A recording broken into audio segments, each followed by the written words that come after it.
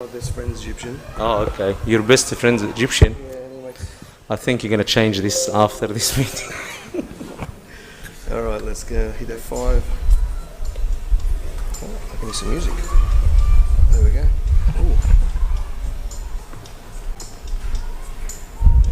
Ooh. So can everyone hear me at the back? All good? Yes? So thank you very much for inviting me along. I have the privilege of being Rami and Miriam's next door neighbour. And I think I may have met some of your boys through basketball. Rami's an incredible basketball coach. Don't let him tell you anything otherwise. Now, I'm really excited to be here. Like John mentioned, it's my first time in a Coptic church. I go to a Baptist church in Regent's Park. So it was a real privilege to hear you all worshipping the Lord in Arabic. I think Arabic worship is the most melodical. So it's really exciting to hear that. Look, the reason I'm here is I work for one of the big 4 banks. I have the privilege of managing about 70 professional hackers, and my job is to organise, and we break into the banks, not just to the vaults or anything like that, but mainly to the applications, to the internet-facing devices, and we're looking at protecting our customers from various fraud, from taken advantage of, and if my guys can break in, we can fix that usually before it becomes a really large problem. So I'm going to hang around a little bit. Rami's offered me a large mocha with lots of sugar. So if there's any questions, feel free to tap me on the shoulder. And Not Nerdy is one of my many Gmail accounts, so if you need anything, sing out. So let's go. I'm not going to be too nerdy, despite the name. Look, the problem that what I've been invited to talk to you about is not new. Since the beginning of time, there's been thieves about, and essentially this is what we're trying to basically make ourselves aware of scams and to be able to protect ourselves from. Okay, over here. And I'll just turn your attention. These are actually those 3, apart from the funky picture, are 3 scam messages that I actually received this month. One was a fake email from Campbell's. One was a text message asking me to click on that blue link. And just those 5 messages alone, offering me $2 million donation for you, was in my spam mail this morning.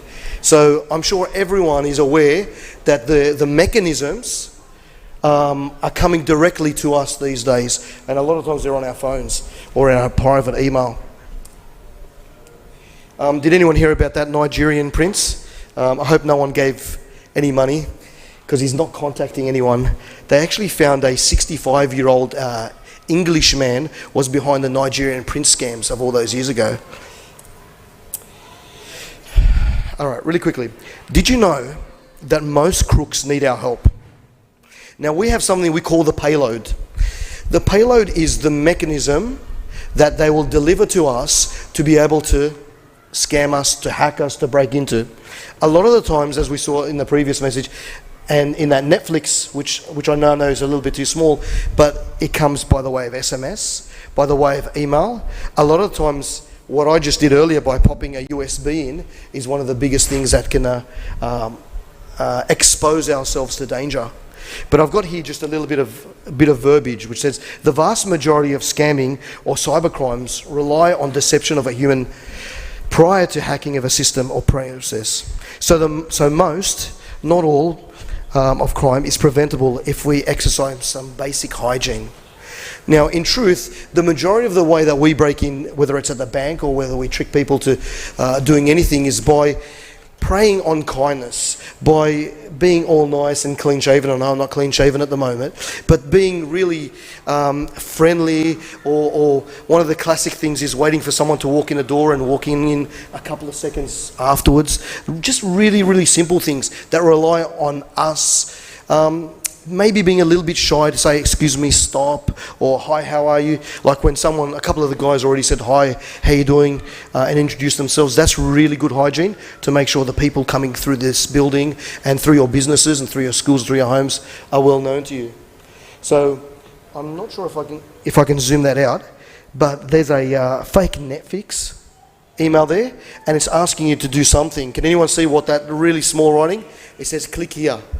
Please, whatever you do, don't click here. I'll tell you why in a sec. There are some common methods, and these are really, really scary looking words.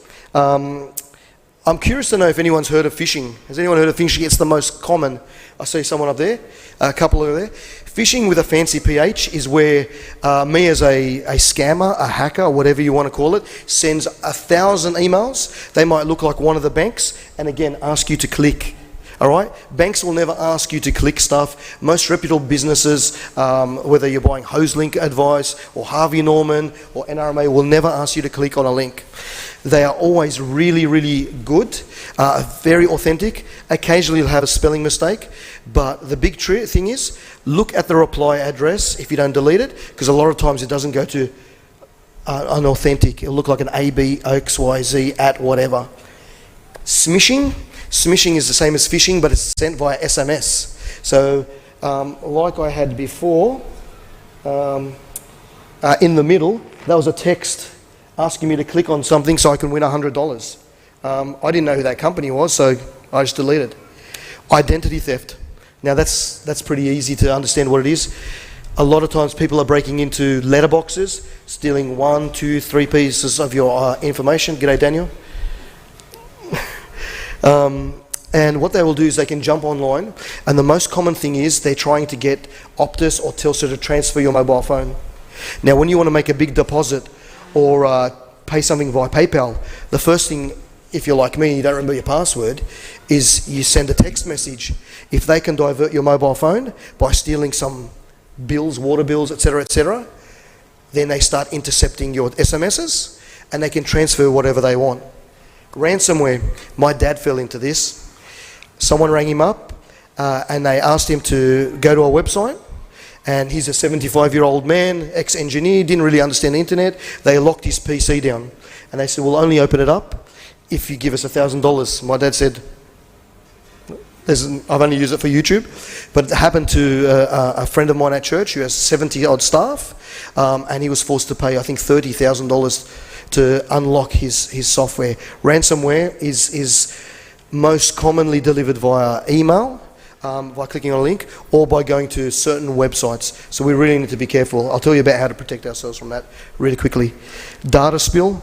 I'll talk about in a second, keeping your information safe and close to your heart. LinkedIn, one of the biggest companies in the world, got hacked, and millions of web addresses and details were spilled and stolen. Malware, again, is like virus. Clickjacking I like doing clickjacking. If I send you to my website, actually, who's used Microsoft Word? If you put white words on a white background, you can't see it. Now that happens a lot on dodgy websites. So you go to click OK or submit or next, but they've got a very small hidden button, and it sends you to their web to download stuff. So, and there's crypto mining. So a lot of us have smart fridges, smart this and that. Some of the hackers that we've heard of have been using those fridges all around the world to do a lot of processing in the background to be able to generate money. So unfortunately, it's quite a scary world out there, but there are some things that we can do, and I'll go through them quickly. I've called this slide the make it hard for the baddies slide. Okay? All right, I'm going to rip through these guys. Firstly, be suspicious. It's okay to be suspicious. If you don't know where these emails come from, if you don't know this guy on the other end of the phone, if you don't know why this guy is walking through the door, and in particular why he's in such a rush to get you to do something, and not to tell your friends or your family or sons or daughters, then be suspicious. It's okay to tell them no. One time Amex called me and they said, Mr. William, can you just identify yourself? I said, no. They said, I'm from Amex. I said, how do I know? It's okay to be suspicious. That's my first, and that's the thing that I tell all my friends. Passwords should be long and strong.